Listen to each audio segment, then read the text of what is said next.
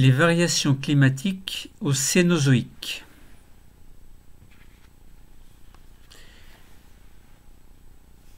Nous poursuivons notre étude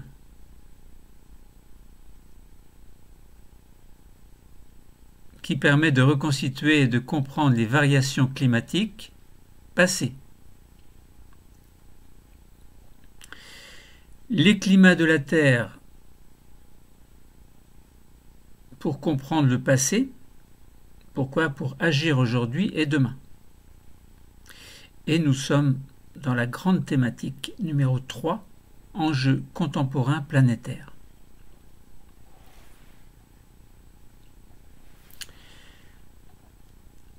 Alors essayons de comprendre ces variations climatiques au Cénozoïque pour mieux protéger notre planète aujourd'hui. Comprendre pour agir et protéger. Alors le Cénozoïque, c'est quoi? Eh bien, il part d'environ, il y a environ 65 millions d'années. Vous vous souvenez? Quand la météorite est tombée sur la Terre et a anéanti, entre guillemets, les dinosaures. Donc c'est la période qui va globalement de moins 65 millions d'années à aujourd'hui. Le Cénozoïque, il englobe le Tertiaire et le Quaternaire. Alors, je ne vais pas aller trop vite parce que c'est un cours assez compliqué. Enfin, assez compliqué. Si on parle trop vite, on ne comprend rien en fait. Alors, dans le Cénozoïque, on a le Paléogène et le Néogène. Et dans le Quaternaire, on a le Pléistocène et l'Holocène. Le Paléogène du Cénozoïque va environ de moins 65 millions d'années à moins 23 millions d'années. Et le Néogène va de moins 23 millions d'années à moins 2,6 millions d'années à peu près. Et ensuite, c'est le Quaternaire. Alors, ce Paléogène, il est divisé en 3. Le Paléocène, Éocène, Oligocène. Le Néogène est divisé en 2, le Miocène et le Pliocène. Et le Quaternaire, on l'a déjà dit, est divisé en 2, Pléistocène et Holocène. Alors, si on voulait mettre des dates, moins 65 millions d'années, c'est le début du Paléogène, donc du début du Paléocène. 56 millions d'années, début de l'Éocène, et bien sûr fin du Paléocène. Et 35 millions d'années, c'est la fin de l'Éocène et le début de l'Oligocène. Moins 23, c'est le Néogène qui commence, et donc le Miocène. Le Miocène se termine à moins 5 millions d'années, pour laisser la place au Pliocène, jusqu'à moins 2,6 millions d'années, où là, le Quaternaire commence, c'est-à-dire le Pléistocène commence. Et moins 2,6 jusqu'à 10 000 ans, on a le Pléistocène, donc qui se termine il y a 10 000 ans, et l'Holocène, à ce moment-là, commence jusqu'à aujourd'hui.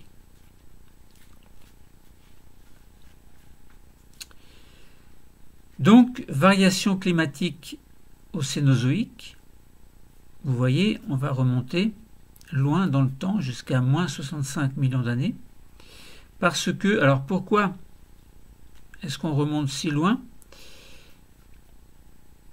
Alors, il faut remarquer que les forages glaciaires ne permettent pas de remonter à des âges supérieurs aux millions d'années.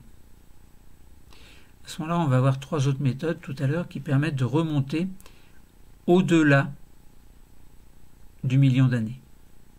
Parce que vous voyez, 1 million d'années, jusque-là, dans les autres cours, on a travaillé inférieur à 1 million d'années pour retrouver les variations climatiques.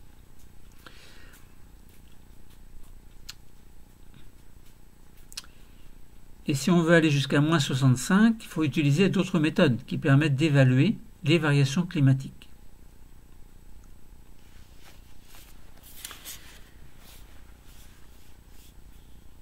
Donc, variations climatiques, comment reconstituer et expliquer les variations climatiques sur cette longue période de temps qui s'étale globalement de moins 65 à aujourd'hui. Alors, je vérifie.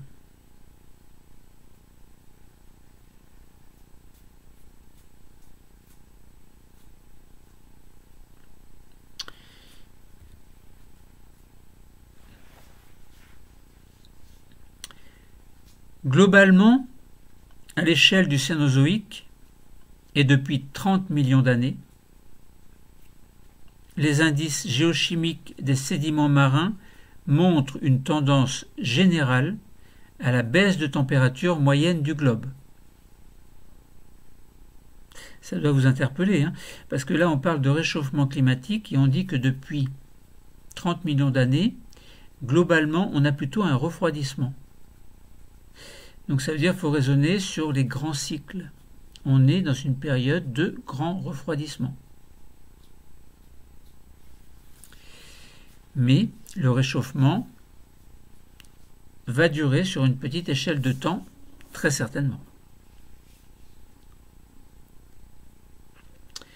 Alors, cette température moyenne du globe, elle apparaît associée à une baisse de la concentration atmosphérique d'un certain gaz à effet de serre, alors on dit le gaz carbonique ou le dioxyde de carbone, CO2, et ceci en relation avec l'altération des matériaux continentaux. Alors vous allez dire c'est bizarre parce que si on abîme des matériaux, ça fait baisser la température, ou ça fait augmenter la température ou baisser la température. Si on abîme quelque chose, par exemple des roches granitiques comme on le verra après, ça veut dire que du CO2 va être utilisé pour la dégradation, donc il y aura moins de CO2 dans l'atmosphère. Donc ça veut dire que la baisse de concentration atmosphérique qui est constatée depuis 30 000 ans, à peu près, est corrélée avec l'altération de certains matériaux des roches continentales, notamment à la suite des orogénèses du tertiaire. Donc ça veut dire que des chaînes de montagnes se sont formées. Il va y avoir une érosion. Les roches vont être abîmées, en fait, on va dire, sous l'action, entre autres, du CO2. Donc ça veut dire que le CO2 va diminuer. D'autant plus qu'il y a plus de matériaux altérés qui utilisent le CO2 pour l'altération. Donc ça veut dire que plus on va puiser de CO2, et moins il y aura de CO2 dans l'atmosphère, et plus le climat risque de se refroidir. De plus, la variation de la position des continents a modifié la circulation océanique. Donc on va voir qu'il y a des courants chauds dans les océans qui tendent à réchauffer les endroits où ces courants chauds passent, mais il y a également des courants froids qui tendent à refroidir les endroits où ils passent. Donc on va en parler tout à l'heure. Donc nous allons essayer d'exploiter des équations chimiques associées aux transformations d'origine géologique pour modéliser les modifications de la concentration en CO2 atmosphérique. Autrement dit, on va regarder ce qui se passe lorsque, par exemple, un granit est altéré sous l'action, entre autres, du CO2 et de l'eau. Et puis, il faudra également mobiliser les acquis antérieurs sur le cycle du carbone biosphérique, donc de la biosphère, c'est-à-dire la sphère de la vie, en fait, et les enrichir des connaissances sur les réservoirs géologiques, notamment réservoirs de carbonate, de matière organique fossile également, et puis voir également les interactions qu'il peut y avoir entre les différents réservoirs.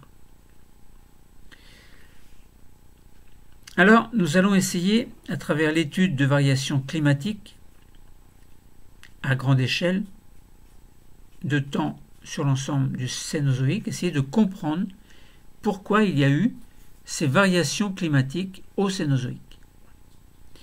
Donc ça va être l'occasion pour nous d'approfondir la notion de modèle scientifique en insistant sur la différence entre le registre empirique, c'est-à-dire sur quelque chose qui se base sur des expériences, sur des faits observés et mesurés. C'est ça l'empirisme en fait. On se base sur des faits que l'on observe, que l'on mesure, autrement dit sur les expériences. Et donc c'est l'occasion d'approfondir la notion de modèle scientifique en insistant sur la différence entre le registre empirique, dont nous venons de parler, et le registre du modèle. Le registre du modèle qui consiste à faire une interprétation des faits pour aboutir à une reconstitution volontairement simplifiée et basée sur des hypothèses. Donc ça veut dire qu'on observe quelque chose, on fait des expériences ou autres, on mesure, on est dans l'empirisme. Et ensuite, si on essaie d'interpréter ces faits scientifiques sans en être sûr, eh bien là on est dans le raisonnement hypothétique. Mais il y a des hypothèses qui sont très confortées et d'autres qui le sont moins. Alors, concernant ces variations climatiques, et toujours dans l'objectif d'essayer d'expliquer ces variations sur cette longue période qui date de moins 65 millions d'années à aujourd'hui, nous allons voir 4 points essentiels: les climats et le CO2 au Cénozoïque. Et on verra qu'il y a un rapport entre ce climat et la quantité de CO2. Autrement dit, le CO2 va jouer sur le climat. Alors, on sait bien que si le CO2 diminue dans l'atmosphère, s'il y a moins de CO2, il fera plus froid. Et s'il y a plus de CO2 dans l'atmosphère, on sera dans le cas d'un excédent d'effet de serre, il fera plus chaud. Donc, première étape, on va voir que climat et CO2 sont reliés au Cénozoïque. Deuxième chose que l'on va étudier, c'est l'altération des roches continentales et la relation avec le CO2. On verra que l'altération des roches demande du CO2 et de l'eau. Donc ça veut dire que plus les roches vont s'éroder, vont s'abîmer, puis subir l'érosion, plus il va y avoir de CO2 utilisé pour cette altération, et donc il y en aura moins dans l'atmosphère. Donc ça favorisera le climat froid. Et ceci d'autant plus, et c'est notre troisième point, que des chaînes de montagnes se sont formées au Cénozoïque et que ces grandes masses continentales subissent une altération puis une érosion et donc demandent l'utilisation de CO2, et donc ces grandes chaînes de montagnes vont contribuer très largement à faire baisser de manière très nette la quantité de CO2 et donc de créer un climat froid. Et quatrième point que nous allons voir, ce sont les modifications de la circulation océanique globale. Autrement dit, on va voir qu'il y a des courants chauds et des courants froids qui vont circuler ici et là, et que ces courants, lorsqu'ils sont chauds, vont réchauffer les endroits où ils passent et refroidir, lorsqu'ils sont froids ces courants, refroidir les courants où ils les endroits où il passe. Sachant que, par exemple, s'il fait chaud, le CO2 va moins se dissoudre dans l'eau. Pourquoi? Parce que c'est un gaz et qu'il a tendance à s'échapper s'il fait chaud. Par contre, si un courant a tendance à refroidir une zone, alors le CO2 va se dissoudre un peu plus, donc il y en aura moins dans l'atmosphère, et dans ces conditions, on arrivera à un climat froid. Enfin, ce sont des arguments qui vont montrer que durant le Cénozoïque, on a quelquefois froid, quelquefois chaud. Bon. Alors, nous allons commencer. Ou continuer plutôt. Alors, comment reconstituer les caractéristiques du climat et de l'atmosphère sur des temps anciens? Eh bien, sachant que on ne peut pas remonter les forages glaciaires à plus de 1 million d'années. Donc ça veut dire qu'il faut trouver d'autres méthodes. Nous savons que les forages glaciaires, en fait je répète, ne permettent pas de remonter à des âges de plus d'1 million d'années. Donc c'est important à comprendre. Donc on a d'autres méthodes pour reconstituer les climats du passé. Donc il y a la méthode des thyllites, T-I-2-L-I-T-E-S, la méthode du delta O18 des foraminifères dans les fonds marins et le paléo-CO2 project. Autrement dit, la quantité de CO2 qui sera utilisée, par exemple, par certaines plantes, et on peut mesurer la quantité de donc de carbone absorbé selon qu'il s'agit du carbone 12 ou du carbone 13. Donc on est dans le cas des isotopes. Donc ce que l'on va voir après. Alors, lorsque l'on reconstitue la présence de calottes polaires dans les deux hémisphères à partir de données sédimentologiques, eh bien on a la présence de dépôts glaciaires comme les thyllites par exemple. Alors on en reparlera tout à l'heure. L'étude de la température des eaux océaniques profondes à partir du radioisotope, enfin à partir du rapport isotopique plutôt, delta O18 dans les foraminifères vivant sur le fond marin, donc c'est la deuxième étude, nous allons en parler tout à l'heure. Et puis, troisième méthode, donc ce sera reconstituer la teneur atmosphérique en CO2 à partir de l'étude de rapport isotopique du carbone dans les sédiments carbonatés. Et on peut mesurer également le rapport entre les différents isotopes du carbone au sein même de molécules organiques. Donc ces molécules organiques, fossilisées évidemment, c'est par exemple le cas de tests de microalgues que l'on appelle les coccolithophoridés, dont nous allons parler après un petit peu. Et pourquoi est-ce que c'est intéressant? Eh bien parce que lorsqu'il y a la photosynthèse, les algues vont utiliser davantage le carbone 12 par rapport au carbone 13.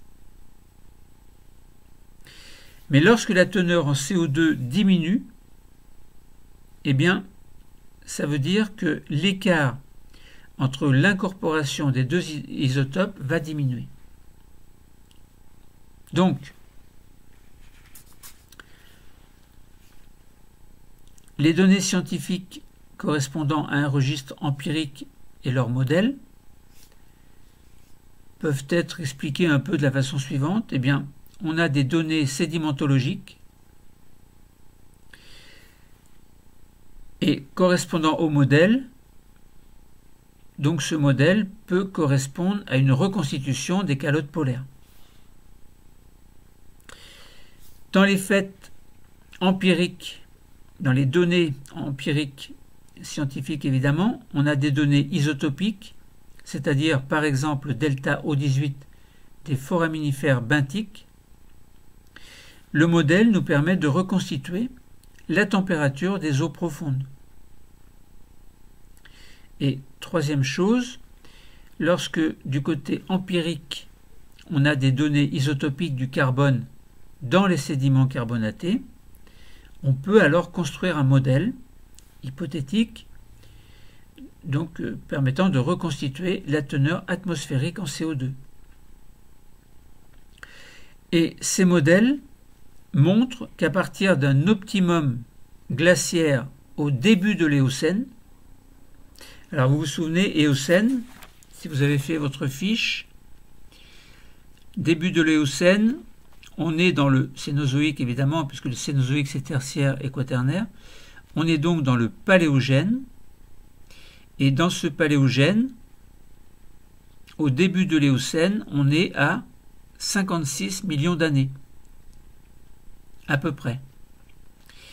Donc on constate qu'à peu près à 56, il y a eu un refroidissement progressif qui a eu lieu durant tout le restant du Cénozoïque. Et ce refroidissement, nous allons voir qu'il est corrélé à une diminution de la teneur en CO2 atmosphérique.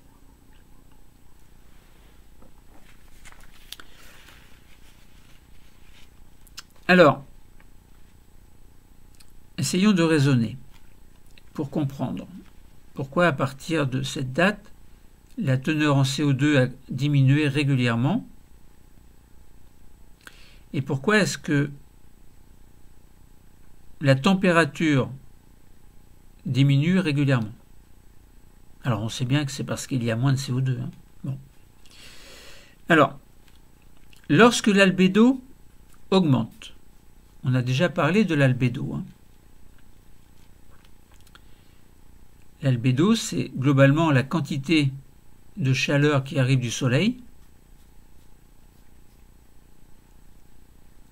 et qui va être réfléchie. Par exemple, si vous prenez du blanc, le rayon qui arrive sur le blanc est réfléchi et le blanc n'absorbe rien. Imaginez une calotte polaire qui absorbe les rayons solaires et qui les réfléchissent. Dans ce cas, l'albédo va augmenter et la température va diminuer. Et vice-versa. Si l'albédo diminue, la température augmente. Alors imaginons que l'albédo augmente. Donc ça veut dire que les températures vont diminuer. Là où l'albédo augmente. Donc ça veut dire que la solubilité du CO2 dans les océans augmente. Parce que en fait, plus il fait froid, plus le CO2 se dissout dans l'eau. Donc ça veut dire que le delta O18 des foraminifères va augmenter puisqu'il y aura plus de CO2 dans l'eau. Et il y a de grandes chances que le O18 soit incorporé dans les foraminifères. Donc là, le delta O18 des foraminifères augmente. Alors pour le delta O18, savoir ce que c'est, il faut vous référer à un autre cours. Donc, ça veut dire que si le CO2 océanique augmente par dissolution, ça veut bien dire que la quantité de CO2 atmosphérique va diminuer. Donc ça veut dire que la température de l'effet de serre va diminuer. Donc il fera moins chaud. Autrement dit, si on raisonne d'une autre façon, si le delta O18 des foraminifères augmente dans les océans, ça veut bien dire que le CO2 atmosphérique diminue. En fait, on dit la même chose, mais d'une autre façon. Donc, il y a une augmentation dans les océans de ce CO2, Donc la température diminue aussi bien de l'atmosphère que dans les océans. Alors il y a quand même un écart de température entre la température atmosphérique et la température océanique. Donc, lorsque l'albédo diminue, la solubilité de CO2 dans les océans. Alors, lorsque l'albédo diminue, ça veut dire lorsqu'il y a plus de chaleur captée au niveau de la Terre. Donc ça veut dire que on va avoir moins de solubilité de CO2 dans les océans. Bon, quoi qu'il en soit, lorsque l'albédo diminue, la température diminue, parce que dans l'atmosphère il y a moins de CO2. Pourquoi? Parce que plus de CO2 est passé dans les océans.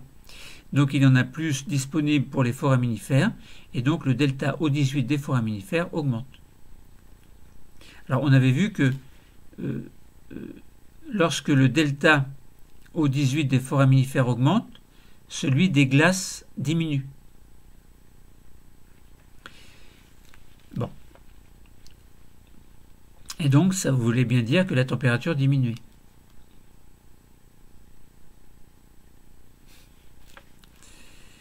Alors, concernant le climat et le CO2 au Cénozoïque, on avait dit que on ne peut pas remonter pour l'étude des forages glaciaires à plus de 1 million d'années. Donc on a trois autres méthodes, l'éthylite, le delta O18 des foraminifères des fonds marins dont nous venons de parler, et puis le paléo-CO2 dont nous avons parlé précédemment également. Donc ça veut dire qu'il y a, si vous regardez par exemple, vous prenez un graphe de la température des eaux profondes en degrés Celsius en fonction du temps, et de l'autre côté vous avez le delta O18 pour 1000 en fonction du temps également. Autrement dit, vous avez un graphique, vous avez l'axe des ordonnées à gauche lorsqu'on regarde sa feuille, correspondant à la température des eaux profondes, qui va par exemple de -8 à +12, et vous allez regarder sur l'axe des ordonnées qui est situé à votre droite, le delta O18 des foraminifères qui va de 5 à 0. Donc on s'aperçoit que il y a 65 millions d'années à peu près, et bien la température des eaux profondes atteignait, alors sans doute des écarts de température, était entre 8 et 12 degrés.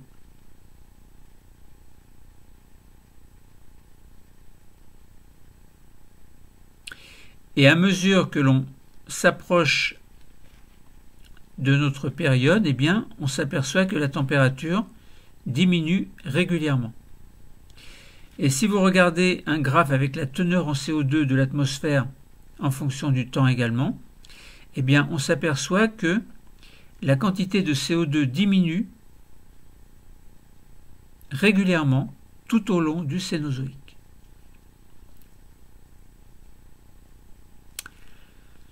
Alors c'est bizarre, mais c'est logique. Et on va essayer de l'expliquer à l'aide d'autres explications.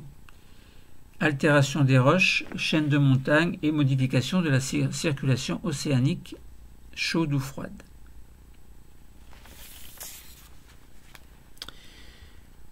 Alors, là nous allons parler de mécanismes géologiques qui interviennent dans le cycle du carbone, c'est-à-dire ce que l'on appelle l'altération des roches continentales. Eh bien, cette altération, comme nous l'avons déjà sous-entendu, a un effet sur la teneur atmosphérique en CO2. La transformation minéralogique de la roche par des réactions d'hydrolyse que nous allons détailler tout à l'heure. Donc hydrolyse par exemple du plagioclase en un minéral argileux que l'on va appeler la kaolinite, globalement c'est de l'argile, et en ion solubles calcium et hydrogénocarbonate. Donc je répète qu'on va voir l'hydrolyse du plagioclase en un minéral argileux que l'on appelle la kaolinite et en ions solubles calcium et hydrogénocarbonate, mais ceci, cette hydrolyse du plagioclase, ça veut dire en présence d'eau et de CO2. Nous allons voir tout à l'heure la réaction. Et puis, nous allons parler et nous parlons aussi du devenir des ions solubles dans la précipitation, enfin qui va correspondre et qui va favoriser une précipitation chimique des carbonates qui vont produire du CO2. Donc ça veut dire qu'il y a une production de CO2 en même temps dans les carbonates. Nous allons préciser ça tout à l'heure. Mais le bilan des deux mécanismes aboutit à une consommation de CO2. Ça veut dire qu'en fait, d'une part, on va prendre du CO2 pour hydrolyser les plagioclases, et d'autre part, on va produire du CO2 lorsque les carbonates vont se former. Alors on va voir ce que ça donne. Mais avant, donc, essayez d'observer un granit altéré au microscope en lumière polarisée analysée. Essayez de voir et puis d'avoir dans votre main un échantillon de granit altéré. Essayez de comprendre les choses. Les roches, lorsqu'elles sont silicatées, comme le granit, vont subir en surface des massifs montagneux une altération chimique. Donc sous l'effet de l'eau qui sera plus ou moins chargée en dioxyde de carbone.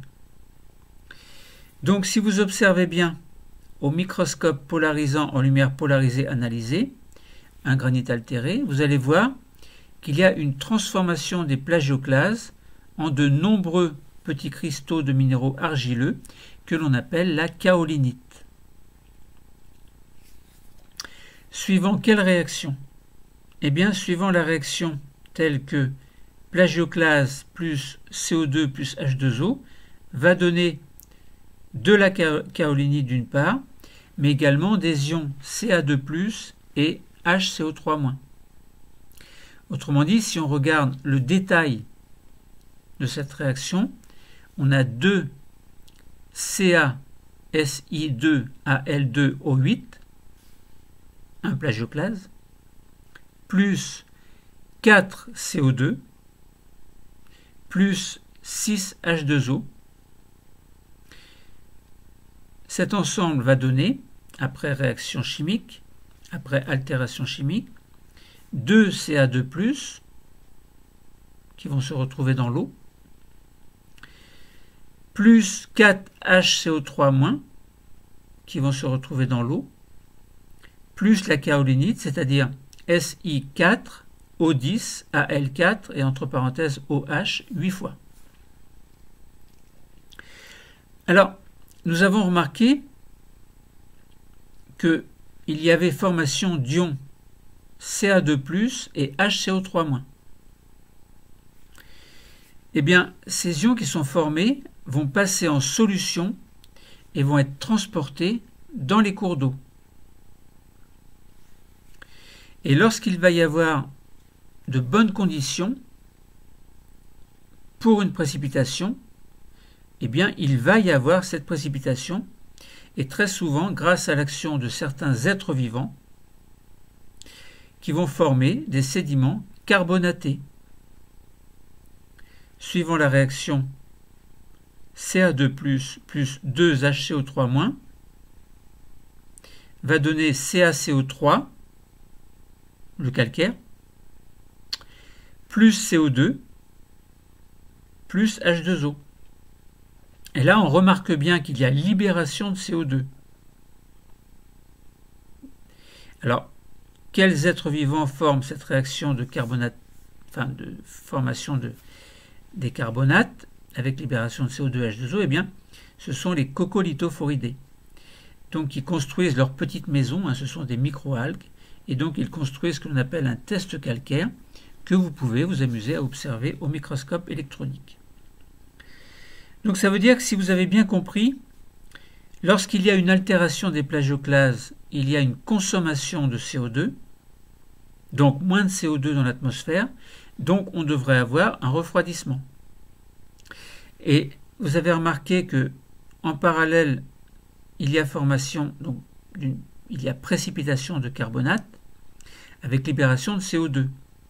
Donc comme il y a une libération de CO2, on pourrait se dire, si le CO2 arrive dans l'atmosphère en quantité suffisante, ça pourrait provoquer un réchauffement de la planète.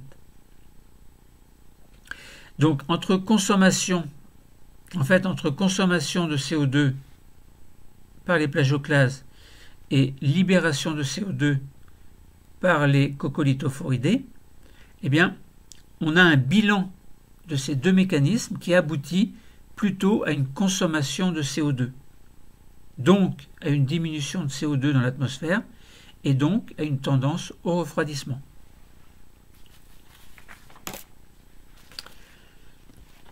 Donc ça veut dire quoi? Eh bien ça veut dire que l'altération des roches, en fait, va contribuer du fait qu'il y a du CO2 qui est pris en excès, entre guillemets, bien contribuer au refroidissement. Ça veut dire que, en fait, les plagioclases de granit altéré vont se transformer sous l'effet de l'eau chargée en CO2 en kaolinite. Je répète, c'est de l'argile, avec aussi une libération de Ca2+ et de HCO3-,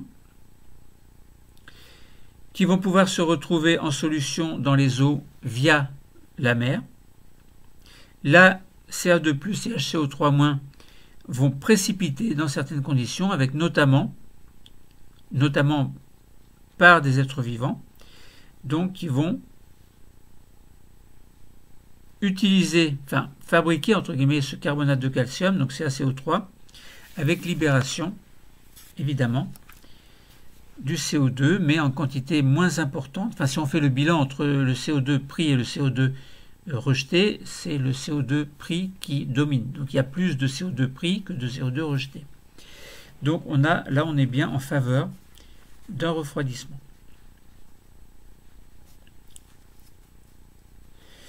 Alors, donc voilà pour certaines de mes fiches. Alors, on a dit que l'altération des roches, en fait, était consommateur de CO2. Eh bien, si on regarde l'altération à grande échelle, eh bien, on s'aperçoit que c'est l'équivalent de ce que l'on a observé à petite échelle. Sauf que, au Cénozoïque, des chaînes de montagnes se sont formées. Donc le Cénozoïque, c'est une période de réunion de grands blocs continentaux et de formation de chaînes de montagnes, dont les principales forment la ceinture orogénique alpine, que nous avons déjà étudiée dans un autre cours.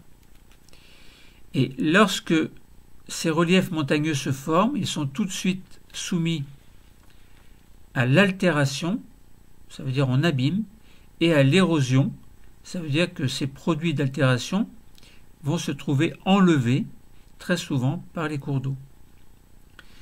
Donc, ce qui se passe se fait en quantité très importante et ça veut dire qu'à grande échelle, on retrouve bien ce que l'on a observé précédemment à petite échelle concernant l'altération, par exemple, des plagioclases. Donc, érosion-altération de grande quantité, ça veut dire que le CO2 va être utilisé en très grande quantité. Donc, ce CO2 atmosphérique va diminuer et augmenter dans les océans. Donc, on voit là le rôle de ces grandes chaînes de montagnes dans le refroidissement de la planète, puisque plus de CO2 est capturé, entre guillemets, donc moins de CO2 dans l'atmosphère, moins d'effet de serre et donc refroidissement. Donc ce phénomène d'altération est très important, altération des roches au Cénozoïque. Il y a bien une relation entre la formation des reliefs et l'altération à travers des cônes d'alluvions qui seront issus de l'érosion de reliefs, par exemple. Alors, ça peut être les reliefs himalayens, les reliefs alpins, les Pyrénées, etc. Alors au niveau de l'Himalaya, donc on a des cônes d'alluvions dans la plaine de l'Indus. Alors c'est un exemple, vous pouvez vous amuser à regarder sur internet. Et donc on a bien dans ce passé géologique de la Terre également un déplacement de ces grandes masses continentales avec formation de ceintures orogéniques, alpines par exemple, au Cénozoïque. Donc voilà, alors on peut estimer une masse de sédiments issus de l'altération et de l'érosion de relief, par exemple, depuis 30 millions d'années. Vous pouvez vous amuser à regarder la quantité de masse de sédiments terrigènes, où on peut atteindre quelquefois 30, 10 puissance 18 kg. Je vous laisse faire le calcul. Donc ça, c'était le troisième point, après avoir vu le climat en relation avec le CO2 au Cénozoïque de manière globale, essayer d'expliquer pourquoi cette quantité de CO2 diminuait et pourquoi donc la température diminuait en conséquence. Eh bien, on a vu que c'était dû à l'altération des roches, parce que cette altération est consommatrice de CO2, et parce que ce phénomène se réalise non seulement à petite échelle, mais aussi à très grande échelle, au travers des chaînes de montagnes qui se sont formées au Cénozoïque. Et on va voir donc quatrième chose, ou troisième preuve, quatrième chose, des modifications de la circulation océanique. Donc il y a bien un lien entre la circulation océanique et les climats. Ça veut dire quoi? Ça veut dire qu'on a trois types de circulation. On a d'abord des courants chauds qui favorisent un climat globalement chaud. Pourquoi? Eh bien parce qu'en réchauffant les eaux océaniques, un courant faisant le tour du globe dans la région intertropicale favorise un climat global chaud. Deuxième chose, deuxième type de courant, des courants froids favorisent un climat global froid. Pourquoi? Parce que la présence de courants froids autour du continent, par exemple antarctique, donc on parle de courants circumpolaires, en isolant ce dernier des apports d'eau chaude, il favorise l'installation d'une calotte polaire glaciale propice au refroidissement global, notamment par augmentation de l'albédo.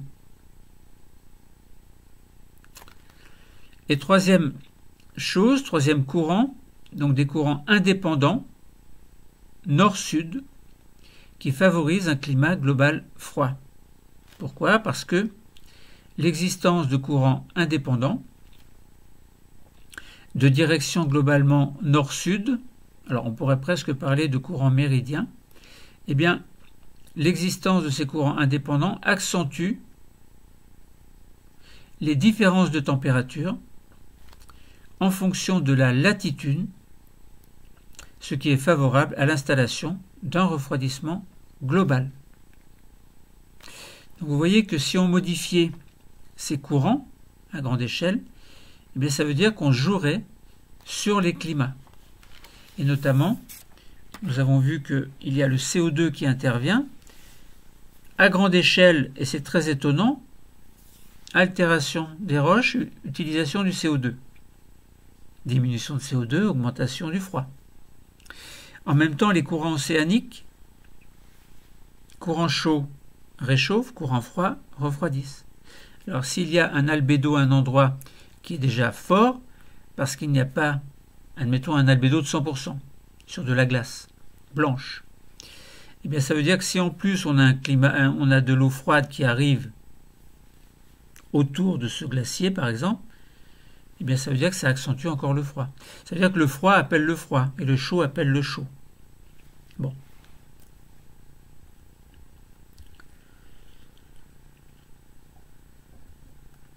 Alors, donc là, on a bien une augmentation de l'altération et de l'érosion des reliefs, donc augmentation, et ça depuis 30 000 ans à peu près. Donc ça veut dire qu'on est bien dans le Cénozoïque. Hein. Bon, on avait bien au Cénozoïque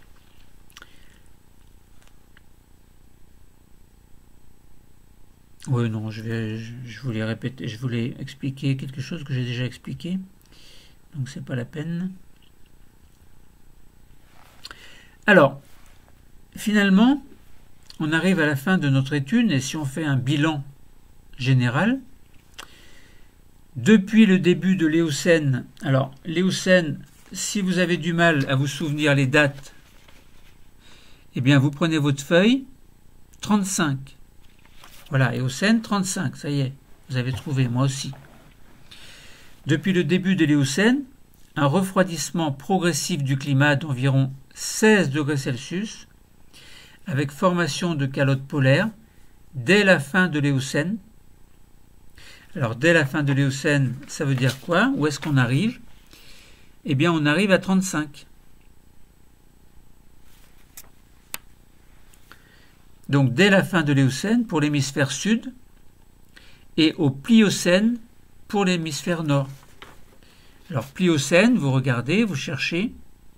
Pliocène, vous êtes dans le néogène du Cénozoïque, donc du tertiaire en fait. Hein. Le Cénozoïque, c'est tertiaire et quaternaire. Hein. Mais dans le tertiaire, on a bien donc on a dit que donc on a au Pliocène, dans l'hémisphère nord, on a un refroidissement progressif. Pourquoi? Parce que ce sont les thylites qui nous le montrent. Apparition de thylites, donc un petit peu plus tard dans l'hémisphère nord que dans l'hémisphère sud. Et donc, si on nous dit on a formation de calottes polaires dès la fin de l'Éocène pour l'hémisphère sud et au Pliocène pour l'hémisphère nord, ça veut dire que dans l'hémisphère sud, enfin, il a fait plus froid en premier dans l'hémisphère sud. Pourquoi? Parce que ce sont les thylites, la présence de thylites qui nous le montre et qui nous montre que c'est à la fin de l'Éocène, pour l'hémisphère sud, que les calottes polaires ont commencé à se former, c'est-à-dire à partir de 35 millions d'années à peu près. Tandis que dans l'hémisphère nord, c'est au Pliocène que les calottes polaires ont commencé à se former, donc un petit peu plus tard. Et si vous regardez Pliocène, je regarde sur ma fiche, on est bien à 5 millions d'années à peu près. Donc ça veut dire qu'il a fait plus froid dans l'hémisphère sud en premier et dans l'hémisphère nord après. Et ce refroidissement, il est corrélé à une diminution importante de la teneur en CO2 dans l'atmosphère. Alors après, vous allez me dire, mais pourquoi est-ce qu'il a fait plus froid d'abord dans l'hémisphère sud que dans l'hémisphère nord? Et qu'est-ce qui se passait au niveau du CO2? Bizarre, non? Je ne suis pas sûr d'avoir la réponse. Mais bon, et bien évidemment, il y avait très certainement une différence de concentration de CO2 au sud et au nord. Pourquoi? Je n'ai pas pour l'instant l'explication. Si vous l'avez, hein, vous me faites signe. Ensuite,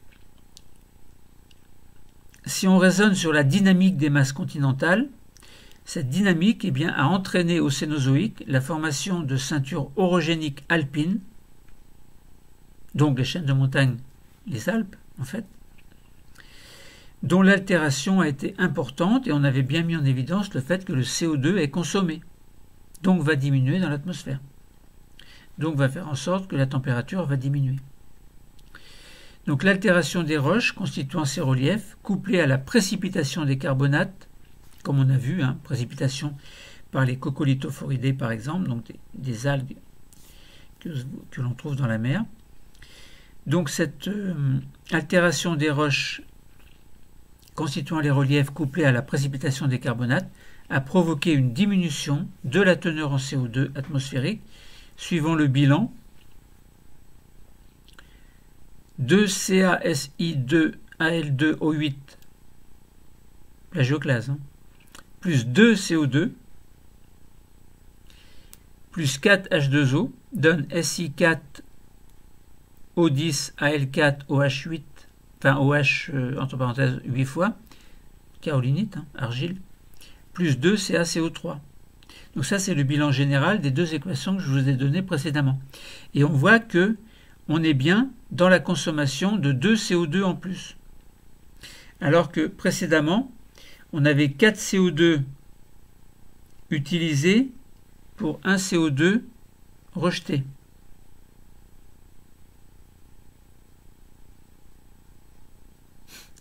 Deux CO2 rejetés, parce qu'il faut multiplier la réaction par 2.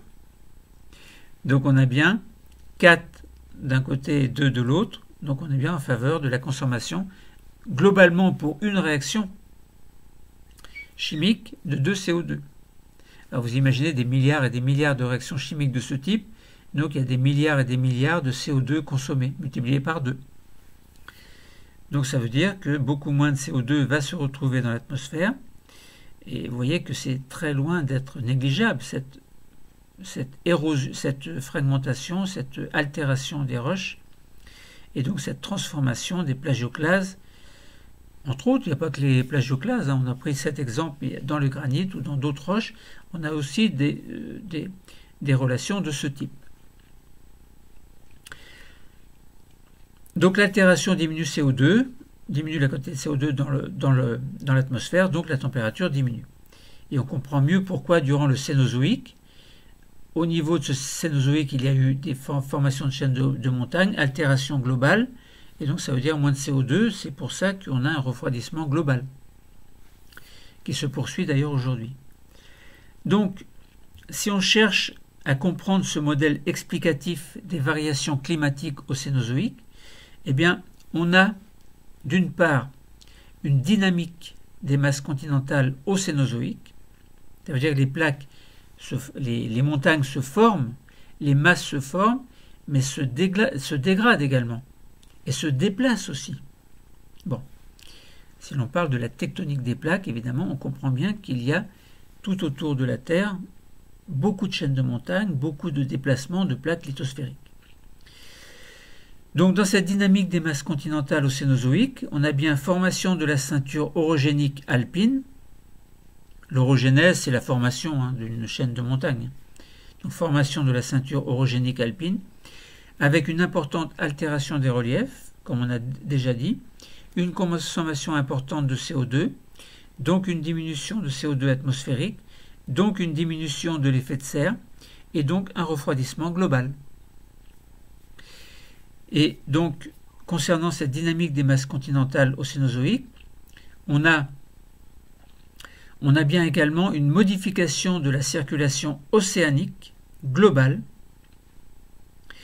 avec passage d'une circulation équatoriale à une circulation circumpolaire et méridienne, donc qui contribue également au refroidissement global, puisqu'on avait vu qu'il y a deux types de courants froids et un type de courant chaud, donc c'est plutôt en faveur du courant froid, donc du refroidissement. Et puis, on a en parallèle, et qui explique aussi ce refroidissement global, mais dont nous avons déjà parlé dans un autre cours, et que nous avons sous-entendu et puis expliqué un petit peu quand même dans ce cours, ce sont des mécanismes qui amplifient le refroidissement global, c'est-à-dire l'albédo et puis la solubilité du CO2. On avait vu que plus il fait froid, plus le CO2 est soluble dans l'eau. Plus il fait chaud, plus le CO2 va dans l'atmosphère. Donc plus de CO2 dans l'eau, refroidissement parce qu'il y en a moins dans l'atmosphère, et plus de CO2 dans l'atmosphère, réchauffement, parce que le CO2 est un gaz à effet de serre, et plus il y en a, plus il fait chaud. Quant à l'albédo, plus l'albédo est important et moins d'énergie solaire reste sur Terre, donc ça favorise le refroidissement. Et plus l'albédo diminue, plus l'énergie solaire est captée par le sol, donc plus il y a une tendance au réchauffement, et donc globalement à une libération de CO2 dans l'atmosphère. Voilà. Donc globalement, nous avons vu qu'il y avait des variations climatiques au Cénozoïque très importantes, avec une tendance générale au refroidissement. Et ceci est paradoxal parce que on parle beaucoup aujourd'hui, en 2021, du réchauffement de la planète. Mais les médias, beaucoup de médias ne savent pas que c'est à petite échelle, lorsque l'on parle de l'échelle des temps géologiques, évidemment. Et il suffit de regarder les documents scientifiques collectés par empirisme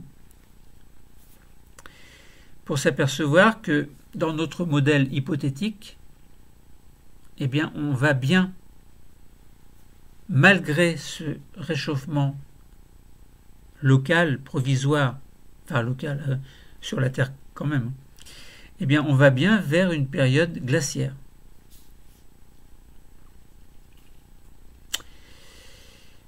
Donc voilà.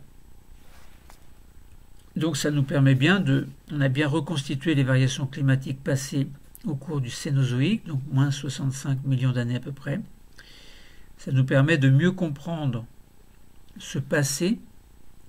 Pourquoi ? Eh bien pour mieux agir aujourd'hui, mieux agir demain également. Et nous sommes bien dans les enjeux contemporains planétaires. Et le cours est terminé. Merci.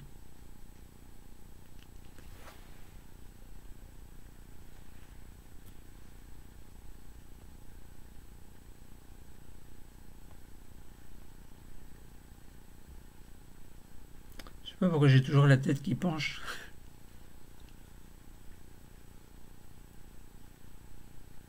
Bon, ça c'est pour la photo finale. Bon allez.